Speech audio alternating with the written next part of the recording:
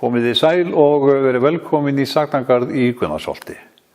Í þættinum ætla ég að ræða við þau Hlyn Óskarsson, dósent við Landbúnaðarháskóla Íslands og Sunnu Áskelsdóttur en hún verkefnastjóri hjá Landgræðslu ríkisins. Umræðefnið endurheimt votlendis og gróðurhúsa áhrif. Ég spurði Hlyn í upphafi hvort við þyrftum ekki að sækja fram á öllum vígstöðvum til að draga úr streymi þessara lofttegunda sem greinilega eru farnar að hafa áhrif á lofthjúpinn, veðrið með ófyrirsjáanlegum afleiðingum ef framheldur sem horfir. Við verðum að taka okkur tak. Jú, það til ég. Vandamálið það alvarlegt að okkur ber að setja raunhæf og heiðarleg markmið á öllum vígstöðum, ef við getum kallað það sem svo.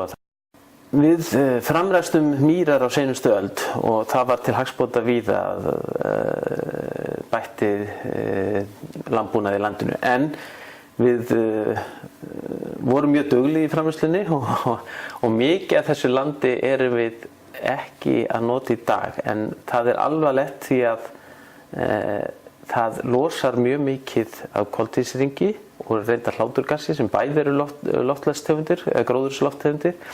Og þetta það mikið vegna þess að við vorum það duglega, við framræstum það mikið landa, það yfir 4000 ferkílómetrar og þó að losunin sé ekki mikil per fermeter þá þetta samanlagt svo stórt svæði að losunin telur mjög mikið úr þessu landi. Rauninni stærsti einstaki þátturinn í loftslagsbókhaldi Íslands og því væri það rauninni frálegt að reyna ekki að gera eitthvað í því enda hafa stjórnvöld markað ákveðna aðgerðaráætlun og fé verið veitt til Landgræðslunnar sem framkvæmdaraðila til þess að hefja endurheimt votlendis og hefur þegar hafist til þess að reyna að draga úr þessari losun og þarna þetta áorka miklu sem og í annarri landnýtingu eins og skógrækt og landgræðslu. Já, en segjum sem svo að það allt gefið á fullt í endurheimtu mýranna, skógrækt og í matvælaframleiðslu, má segja að eitthvað þessara atriða skarist þá eða?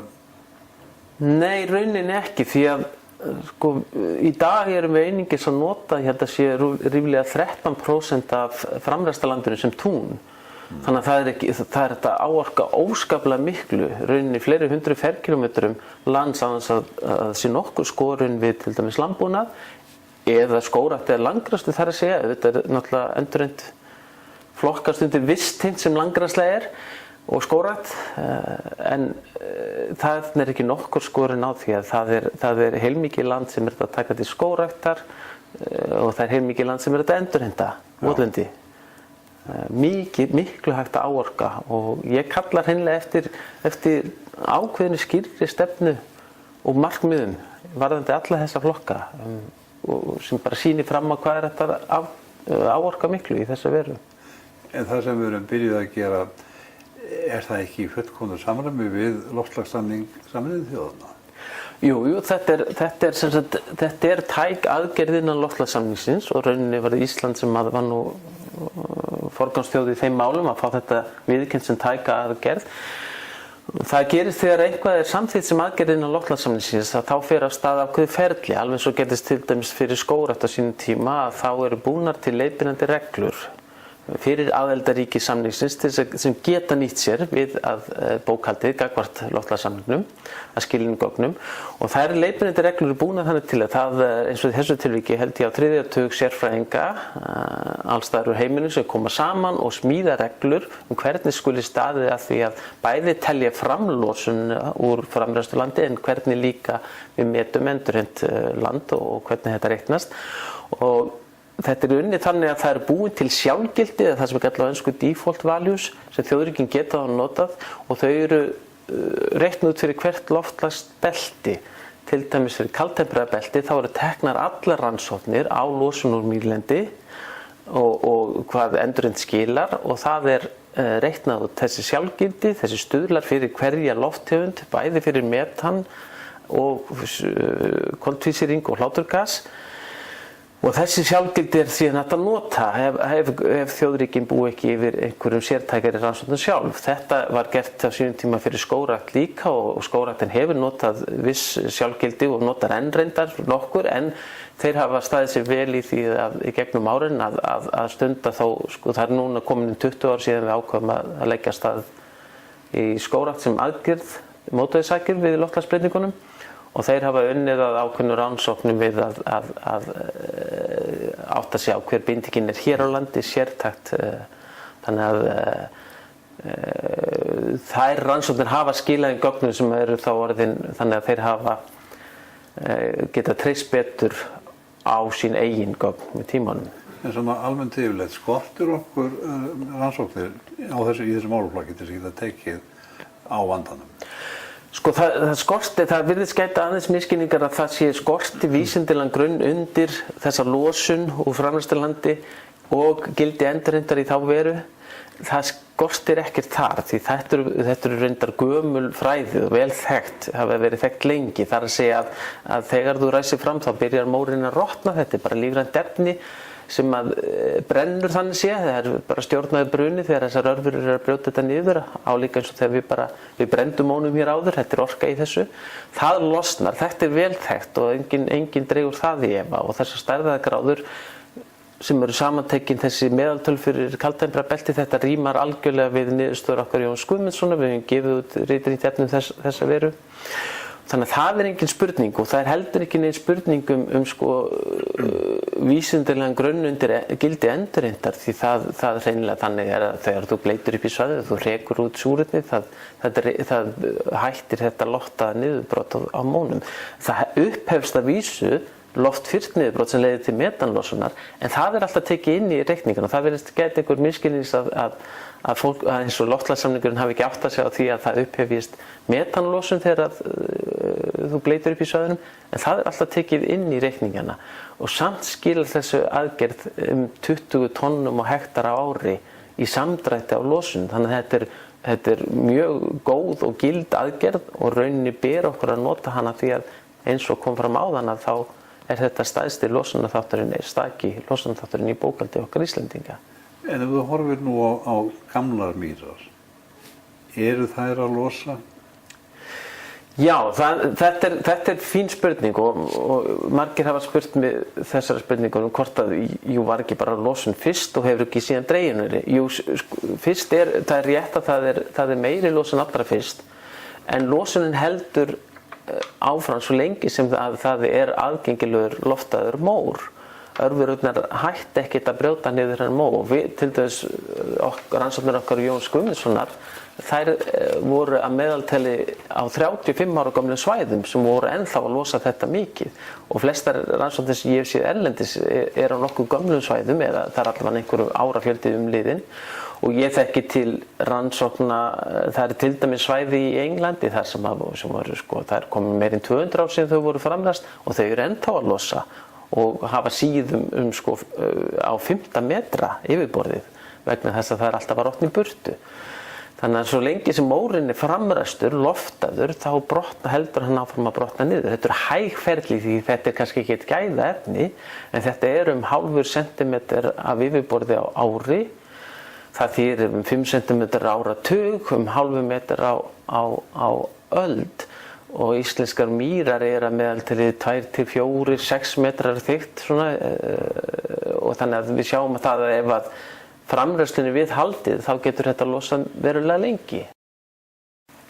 Og hér farðu svæði til endurheimtar. Einhver bóndi, einhver landeigandi kemur með svæði sem ég vildi gjarnan endurheimta sem ég er ekkert að nota hana og hérna bara losna koltvísýringur úr og eða einhver aðrar ástæður, ég vil tappa fjöunni eins og ég hefur komið að þannig endurheimt, en segjum sem svo, þá þú þarft að koma inn á svæðið og þú þarft að meta einhvern veginn hversu stórt svæði er framræst. Hér ertu með skurðinn og það er ákaflega misjafnt eftir hvernig legan í landinu, jarðvegsgerð og ýmislegt annað hvers áhrif viðkomandi skurðar eru, hversu langt þau ná. Þannig að þú þarf alltaf að koma fyrirfram inn á svæðin, allavega að reyna að átta þig á umfangi framleiðslunnar. Þú þarf að sannreyna það sem mór, það eru sum votlendi, sandbleytu votlendi til dæmis og ekki þá með mór sem ekki losa. Þannig að þú þarf að sannreyna ýmsa slíka þætti fyrirfram, síðan ferði í aðgerðirnar og þú þarft allavega lágmarki til dæmis að sannreyna það að það hafi átt sér stað vatnstöðubreytingar. Þú þarft að vakta vatnstöðuna einhver tíma fram eftir aðgerð til að sýna fram á varanleg vatnstöðubreyting. Það þyrfti að vera sjálfsagt einhverjar úttektir á gasbúskapnum, en það er í þessa þætti sem vantar fé til þess að stunda þessar rannsóknir. Það er ekki bara hægt að rjúkast það í aðgerðir, það þarf að koma til fé til að stunda rannsóknir sem tengjast því að votta eða sannreyna að það hafi átt sér stað breyting. Hlynur, hvað ættu stjórnvöld að gera næst í þessum málaflokki?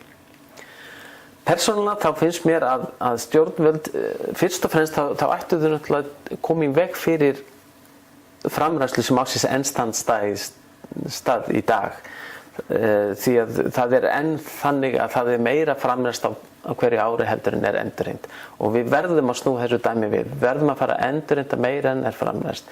Og við stjórnvöld þurfa að marka skýra stefnu og setja sér markmið hversu mikið þau ætla að endurheimta. En það þarf líka að tryggja að því fylgi fé til þeirra rannsóknar sem þarf að stunda samhliða þessu. Alveg eins og skógræktin hefur stundað og landgræðslan rannsóknir í 20 ár til þess að styðja við þær aðgerðir sem er að gera. Það fé vantar, ég er alveg sammála því. Og það þurfa stjórnvöld að gera sér grein fyrir að þau verða að leggja til það fé ef þau ætla sér eitthvað í þessa veru. Að þessu sinni erum við stödd í Landbúnaðarsafni Íslands og við hlýðum við stendur Sunna Ásgeirsdóttir, en hún er verkefnisstjóri landgræðslunnar í votlendismálum. Sunna, ég held að sé eðlilegt að spyrja þig upphafi hver mikið var endurheimt af votlendi á liðnu ári?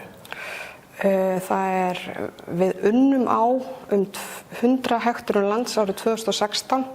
Það er svolítið erfitt að segja hvort að þeir hafi verið endurheimtir eða ekki, en þetta var það land sem við unnum á. Og að auki er verið að vinna á 20 hekturum lands núna af verkefnum sem kláruðust ekki fyrra, bara einfaldlega vegna veðurs, bara svakalega rigningatíðar. Þannig heildina þá sem til er árinu 2016 eru 120 hektarar. Þar er fyllt upp í 12 km skurðum og 7 stíflur myndaðar til þess að stoppa vatn inn á votlendissvæðum. Og við skurðafyllingar þá myndast oft tjarnir, þannig að það urðu til nokkra tjarnir, og einu verkefni vonumst við til þess að sem svona auka afurð endurheimtist tjörn eða lítið stöðuvatn. Hvers vegna erum við að endurheimta votlendi? Undanfarið var sá að umhverfis- og auðlindaráðuneytið kallaði saman hóp helstu fagaðila haustið 2014 til þess að kanna möguleika aðkomu ríkisins að endurheimt votlendis í samræmi við sóknaráætlun ríkisstjórnar í loftslagsmálum, og í kjölfar þeirra vinnu var Landgræðslu ríkisins falið að sjá framkvæmda hluta endurheimtar votlendis fyrir hönd ríkisins. Já. Þá hófst verk ykkar? Þá hófst okkar verk. Við nýttum töluverðan tími að kynna okkur bara hlutina, setja ramma utan um verkefni. Þetta verið fyrsta skipti sem að Landgræðslan kemur á svona málum, sem sagt vistkerfinu votlendi. Og sumarið auglýstu svo styrki. Við fengum 11 umsóknir, 8 þeirra hlutu styrk og síðan fylgdu þeim framkvæmdum eftir. En hvað er það sem gerist ef okkur tekst að endurheimta votlendi? Það sem í rauninni gerist, það er það að við hækkum aftur vatnsborð sem hefur verið lækkað með því að veita vatni af svæðinu. Og í kjölfarið þá breytast alls konar ferlar og gróðurfar breyst, lífríki breytist. Og kannski sem hefur verið svona mest í umræðinu núna er að losun gróðurhúsalofttegunda breytist töluvert. Þannig að það að endurheimta votlendi er mikilvægt að vopn í þeirri baráttu? Já, það er einn þáttur að því. Þetta endurheimt votlendis er að mörgu leyti svona, ef maður má sletta, svona vinn-vinn Þetta er mjög jákvæð áhrif á losun gróðurhúsalofttegunda, en þetta eru fjöldamörg önnur jákvæð áhrif. Til dæmis varðandi lífríkið, varðandi vatnsbúskap á svæðum, varðandi ásýnd lands og ýmislegt fleira. Viltu lýsa þig aðeins fyrir mér og okkur sem að horfum á þetta, hvað það er sem gerist, hvað ferla fara í gang? Það er kannski best að byrja á því að alveg upphæðinu, hvernig myndast votlendi. Svona til þess að skilja hvað efni við erum að reyna að vernda. Votlendi myndast á svæðum sem eru vatnsmettuð. Og það er náttúrulega vaxa plönturnar yfir sumar eins og öðrum vistkerfum. Og haustin þegar það sölna, þá í stað þess að rotna, eins og gerist á þurrlendarsvæðum með stórum hluta, þá safnast þessar lífrænu leifar upp. Og þetta votlendi á Íslandi hafa kannski verið að myndast í árþúsundi saman. Þannig að þá er gífurlegt magn af lífrænum efnum sem safnast upp. Og vegna þess að aðstæður eru vatnsmettaðar, það er súrefnislaust og kalt í jarðveginum, að þá er lítil rotnun sem er í gangi. Rotverurnar ná sér ekki á strik. Svo þegar vatninu er hleypt af með skurðum eða ræsakerfum eða hvernig sem það er gert, algengast með skurðum hérna á Íslandi, þá lækkar vatnsborðið, eða grunnvatnsstaðan lækkar, súrefnið nær niður í jarðveginn, hann hlýnar og rotverur fá bara fullt af mat og byrja að vinna. Og þær gefa frá sér svona gróðurhúsalofttegundir. Miklu mæli. Ef við svo stoppum vatni aftur, hækkum vatnsstöðuna, þá verður umhverfið í jarðveginum aftur vatnsmettað og þá verður aftur óhagstæð skilyrði fyrir rotverurnar. Eigum við mikla möguleika á þessu sviði hér á Íslandi? Já, mörguleyti eigum við mikla möguleika á þessu sviði á Íslandi. Það var Íslendingar oft duglegt fólk og það var mikið grafið á skurðum á síðustu öld. Það var vel styrkt af ríkinu, þannig að jafnvel var verið að grafa skurði fyrir einhverja fyrirhugaða notkun í framtíðinni eða jafnvel bara ekki mjög vel úthugsað. Þannig að nú er það þannig að af því landi sem ræst var fram er stór hluti ekki í beinni nýtingu. Sem sagt ekki annarkvort nota sem tún og ekki undir skóglendi, þó svo hluti sé hugsanlega einhverju léttri beit eða annað slíkt.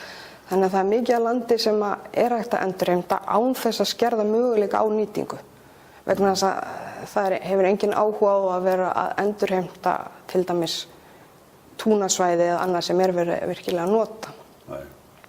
Annað sem er hægt að kalla tækifæri kannski er að það er tiltölulega stutt frá þessu framræslu tímabili á Íslandi. Skurðarauðningar eru til staðar eða efni til þess að stoppa í rauninni vatnið á landinu. Þannig að það getur verið einfaldara til dæmis sums staðar erlendis, þá þarf hreinlega að byggja bara stíflur með aðfluttu efni, jafnvel bara úr timbri eða steipum. Já. Og lífríkið er svona, það er oft, votlendistegundir eru ennþá í sverði eða í umhverfinu, þannig að þær eru auðvelt með að komast á svæðið. Eins og erlendis þar stundum jafnvel að flytja tegundir inn á svæði til þess að myndist raunverulegt votlendi með allir þeirri virkni sem þarf að vera til staðast til þess að við getum kallað á votlendi.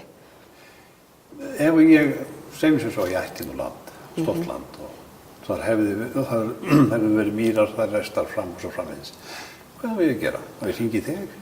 Já, þú getur til dæmis hringt í mig eða sendt mér tölvupóst og þá er hægt að sækja styrk, þá geta framkvæmdin þá fulluleyti styrkt.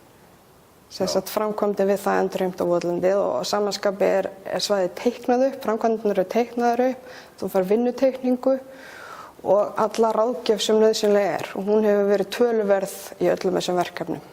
Já. Eftirfylgni og ráðgjöf við framkvæmdar aðila. Þannig að þetta er svona til þess að gera einfaldur ferill. Já, það er það. Þú myndir senda inn umsókn og við myndum fyrst skoða bara svona í fjarska á loftmyndum og öðru slíku og kannski jarðkortagrunnum, hvort þetta lítur svona vel út og svo myndum við koma á svæðið og taka það út og ef okkur líst vel á það og það lítur út fyrir að það sé mögulega endurheimta það og þetta sé bara svolítið vanlegt verkefni, þá farið útluta styrk.